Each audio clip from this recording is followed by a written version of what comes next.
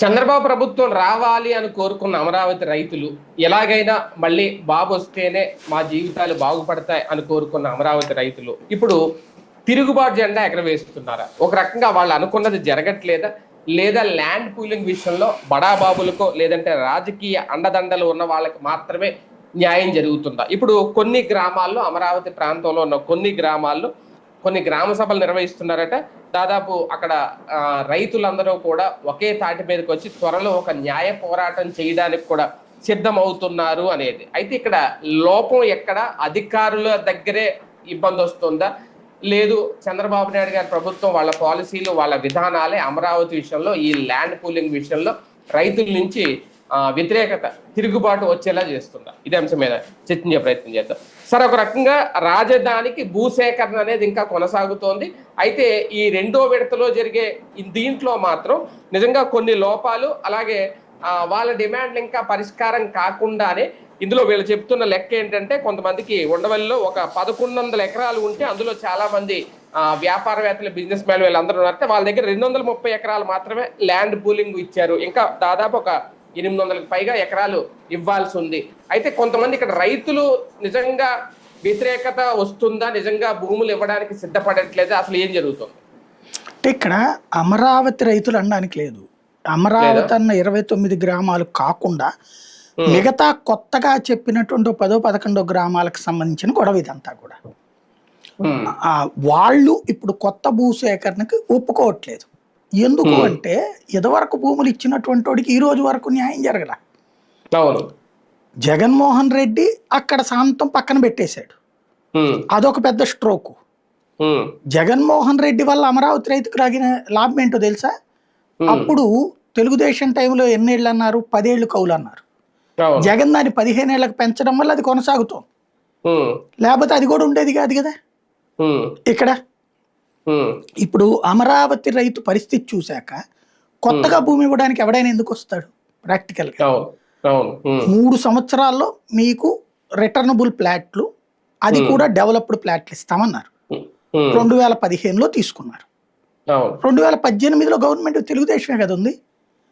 కనీసం 2019 జూన్ దాకా వీళ్ళే కదా ఉంది. ఆ లోపైన ఇవ్వచ్చు కదా, ఎందుకు ఇవ్వలేదు? చేయలేదు. డెవలప్మెంట్ చేయకుండా డెవలప్డ్ ప్లాట్లు ఎట్లా ఇస్తారు? ఎక్కడ వేసిన గొంగళ అక్కడే ఉండిపోయింది. ఆ తర్వాత జగన్ వచ్చాక 3 రాజధానులు అని చెప్పాక అది శాంతం మసగేసిపోయింది. చివరికి అక్కడ మళ్ళీ పొలాలు దున్నేసుకున్న వాళ్ళు కూడా ఉన్నారు. పోను ఆ తర్వాత చూస్తే ఇప్పుడు 2 ఏళ్ళు అయింది. ఫ్లాట్ అక్కడ ఉందంటారు. అదేం సార్, అక్కడ చెరువు ఉంది కదా, లేకపోతే వాగు ఉంది కదా, అక్కడ డ్రైనేజ్ ఉంది కదా అంటే అవునా అంటారు. అదేనేది ఎట్లాగా చూసుకోవాలి? అమరావతి సమస్య పరిష్కారం కావాలంటే ప్రభుత్వం చెప్పే మాటకి చేతకి పొంతన ఉండాలి. ప్రభుత్వం ఏం చెప్తోంది? అక్కడ గజం ఒక 7,500 పలుకుతుందో 8,000 పలుకుతుందో అనుకుందాం. ఇప్పుడు చంద్రబాబు గారు కొన్నది 7,500 అన్నారు కదా మొన్న. ఆయన ఇంటికి సంబంధించి కొనుక్కున్నారు. అంటే దాదాపు ఎకరం 3 కోట్లు 3.5 కోట్లు పలికింది.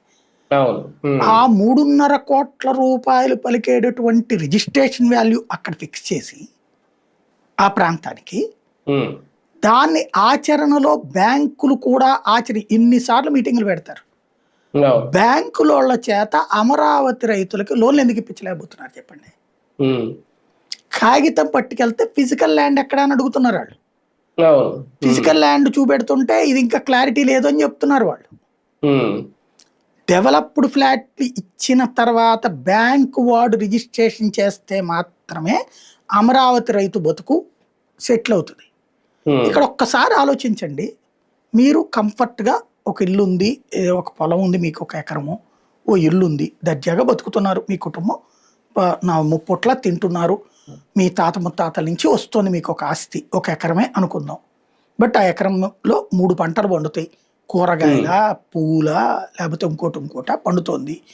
మీ దగ్గర పాలేరు పని చేస్తుంటాడు, ఆ పైన పనులు అవన్నీ చూసుకోవడానికి. మీది ఒక కంఫర్టబుల్ హ్యాపీ లైఫ్ అంతకుముందు.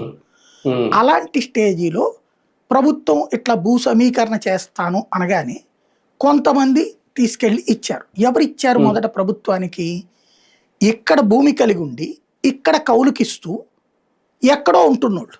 హైదరాబాద్లోనో, బెంగళూరులోనో, చెన్నైలోనో, అమెరికాలో ఉన్న వాళ్ళు ఇచ్చేశారు ముందు భూములు. ఉమ్, ఉమ్, వాళ్ళందరూ ఇచ్చేసినప్పుడు మీకేంటయ్యా బాబు అన్నటువంటి కోణం ఇక్కడ పెట్టాక ఈ ప్రాంతంలో ఉన్న తెలుగుదేశం అభిమానులు ఇచ్చారు సెకండ్ ఫేజ్. ఉమ్, ఉమ్, ఉమ్, ఉమ్, ఇవన్నీ అయిపోయాక మీరు ఆపితే ఎట్లాగయ్యా అన్నటువంటి ప్రెషర్ ఆ లోకల్ ఎమ్మెల్యే శ్రవణ్ ద్వారా చేశారా, ఇంకోటి చేశారా, సామదాన భేద దండోపాయాలు ఉపయోగించి ఆ భూములు వాళ్ళు ఇచ్చేటట్టు చేసుకున్నారు.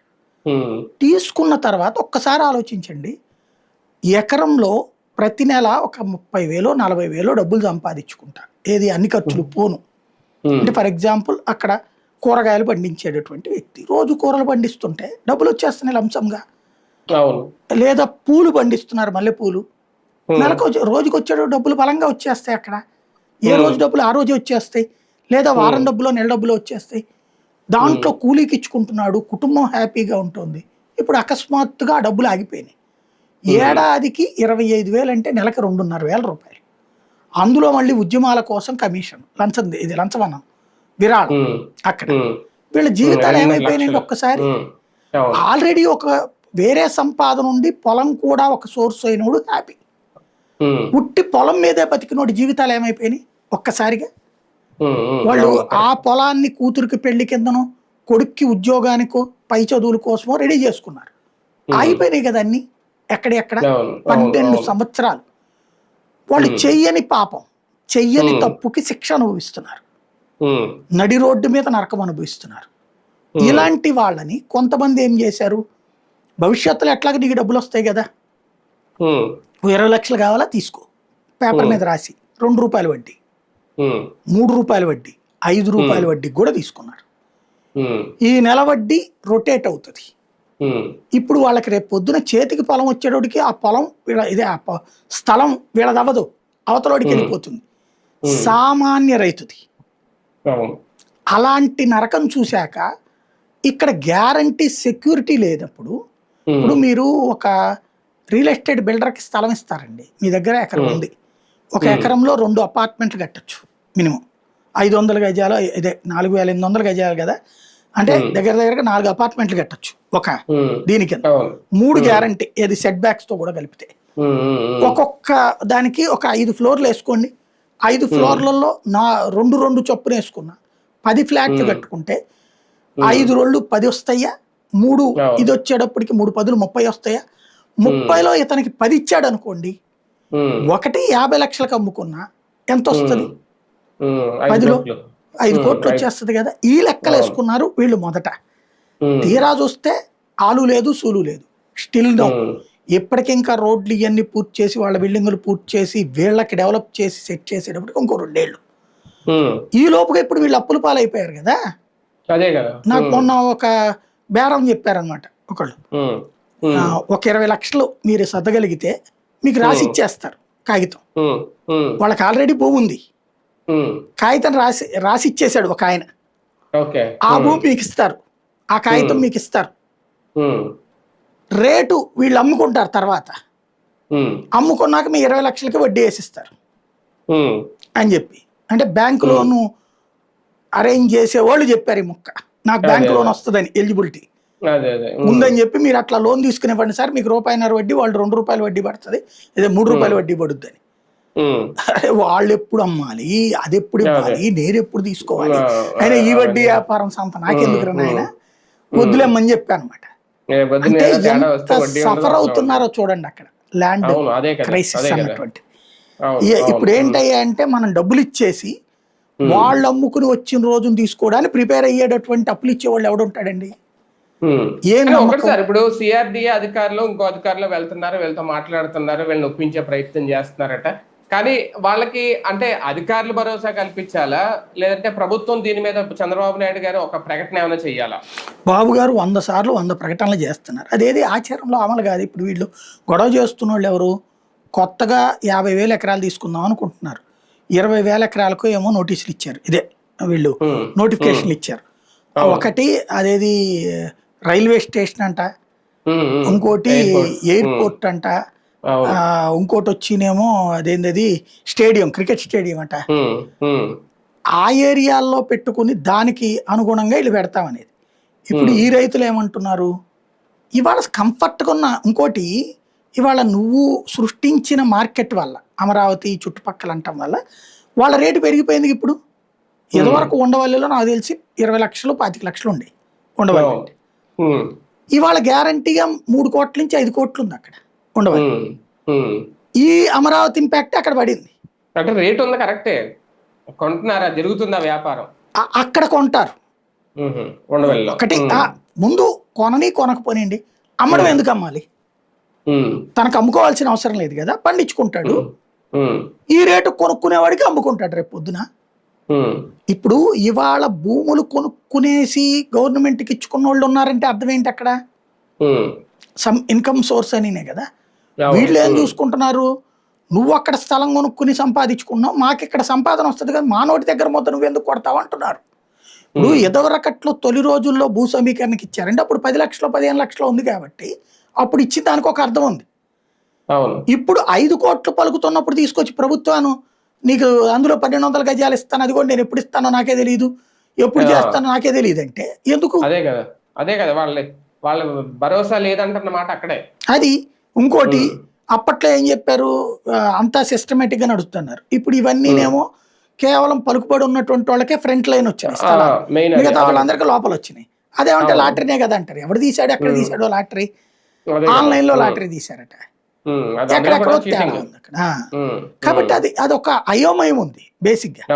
ఒకటేంటంటే ఇప్పుడు ఉన్నోడు పలుకుబడి ఉన్నోడు లాక్కుంటాడా నా భూమి, నేను ఇవ్వను అంటున్నారు వాళ్ళు. ఇప్పుడు యాజ్ ఫర్ సుప్రీంకోర్టు తీర్పే లెక్క ఏంటంటే ఈవెన్ కేంద్ర ప్రభుత్వం 2014లో తీసుకొచ్చినటువంటి భూసేకరణ చట్టం ప్రకారం ఇవాళ ఉన్న మార్కెట్ వాల్యూకి 3 times మార్కెట్ వాల్యూ ఎలా లెక్క వేయాలన్నది సుప్రీంకోర్టు గతంలో తీర్పిచ్చింది. Highest registration value of the spot అన్నమాట. ఒక ఊర్లో అత్యధిక వ్యయం ఏదైతే ఉందో రిజిస్ట్రేషన్ జరిగింది అక్కడ 3 కోట్లకు 5 కోట్లకు జరిగింది ఆ రిజిస్ట్రేషన్. ఇప్పుడు నువ్వు గవర్నమెంట్ తీసుకుంటే దానికి 3 times ఇవ్వాలి, 9 కోట్లు పెట్టి తీసుకోవాలి. అంత పెట్టి తీసుకుంటానంటే వాళ్ళు ఇచ్చేస్తారు, ప్రాబ్లం లేదు. ప్రభుత్వం అట్లా తీసుకోవడానికి సిద్ధంగా లేదు. ప్రభుత్వం ఏమంటోంది, నువ్వు నాకు ఇచ్చేసే ముందు భూమి, నేను నీకు 1200 గజాలు చోట ఇల్లు కట్టుకోవడానికి ఇస్తా, 200 గజాలు నువ్వు 400 గజాలు దీని చోట ఇస్తా నీకు కమర్షియల్ అంటోంది. అది పోనీ నువ్వు మా ఊళ్ళోనే ఇస్తావా మా దగ్గర తీసుకున్న చోటే అంటే అది నేను చెప్పలేనంటు. నువ్వు చెప్పలేనప్పుడు నేనెట్టది ఇవ్వాలి అంటది అంటారు. నా భూమి నువ్వు తీసుకుంటూ నా షరతులకు నువ్వు ఒప్పుకోవాలి, కానీ నీ షరతులు నా మీద పెడితే ఎట్లాగా? అంతే కదా. అద్దొన్నోడి ఇంటికల్లోడి షరతులు పెట్టినట్టుంది ఇది. అదే కదా. అవును సార్, నిజంగా వీళ్ళు పోరాటాన్ని దిగితే ఒకప్పుడు ఇదే రైతులు జగన్ హయాంలో ఎలాంటి పోరాటాలు చేశారు, ఆ స్థాయి నిరసనలు ఏమైనా జరుగుతాయా, లేదంటే మధ్యవర్తిత్వం ఏమైనా నడుస్తుందా? న్యాయ పోరాటాలు జరుగుతాయి. ఇప్పుడు చంద్రబాబు టైంలోనే కొంతమంది భూములు ఇవ్వాల, అందువల్ల రోడ్డు కన్స్ట్రక్షన్ పూర్తి కాల.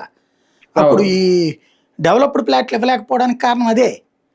జగన్ వదిలేసిన కారణం కూడా అదే. అవన్నీ పూర్తి చేయడం, ప్యాచ్లు చేయడానికి అడ్డుకుంటున్నారని. మధ్యలో ఇక్కడి నుంచి అక్కడ దాకా రోడ్డు ఉంటుంది, సగం ఆగిపోద్ది, మళ్ళీ అక్కడి నుంచి ఉంటుంది. కోర్టు ఆర్డర్లు అక్కడ. ఇప్పుడు రేపు పొద్దున వీళ్ళందరూ కోర్టుకు వెళ్తారు. మీకు ఒకసారి గుర్తు తెచ్చుకుంటే పవన్ కళ్యాణ్ అప్పుడు పెరుగన్నది ఆ చుట్టుపక్కల ఏరియాలోనే కదా, ఇవ్వద్దు వాళ్ళందరి దగ్గర ఎందుకు తీసుకోవాలి మీరు అనే కదా. ఇప్పుడు కూడా ఎందుకు తీసుకోవాలి అదనంగా? నువ్వు విజయవాడ గుంటూరు ఇవన్నీ కలపకుండా ఎట్లాగా? విజయవాడలో స్టేడియం, ఇప్పుడు మంగళగిరిలో స్టేడియం ఉంది, క్రికెట్ స్టేడియం, దాన్ని డెవలప్ చేసుకో, అవసరం ప్రభుత్వం హ్యాండ్ ఓవర్ చేసుకో. అది లేదు, అదేది నువ్వు అనే ఎయిర్పోర్ట్, గన్నవరం ఎయిర్పోర్ట్, ఇప్పుడు నువ్వు ఎన్నర్ రింగ్ రోడ్డు కడితేవి కదా అటుకి.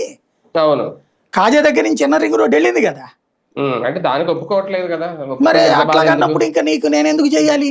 అతిపెద్ద క్రీడా మైదానం, అంతర్జాతీయ స్టేడియం, ఇవన్నీ ఇక్కడే రావాలని కదా. అదే కదా అనేది. 29 గ్రామాల్లోనే నువ్వు మొత్తం సంపాదించుకోవాలి, అక్కడే మీరు అందరూ ఉండాలనుకున్నప్పుడు మిగతా వాళ్ళు ఎందుకు త్యాగం చేయాలి మీకోసం? సార్, కానీ ఇక్కడ ఒకటి ఆలోచించాల్సిన అంశం, రైతుల నుంచి వస్తున్న వ్యతిరేకత కానీ తిరుగుబాటు కానీ అమరావతిలో మీద బాబు గారు తీసుకున్న ఈ సెకండ్ ల్యాండ్ పూలింగ్ నిర్ణయం లేదు, ముందు జరిగిన ఇచ్చిన రైతులకు ప్లాట్లు ఇచ్చేసి వాళ్ళ డిమాండ్లు అన్ని పరిష్కరించేస్తే వీళ్ళు కూడా ఇచ్చేయడానికి రెడీ అయినా?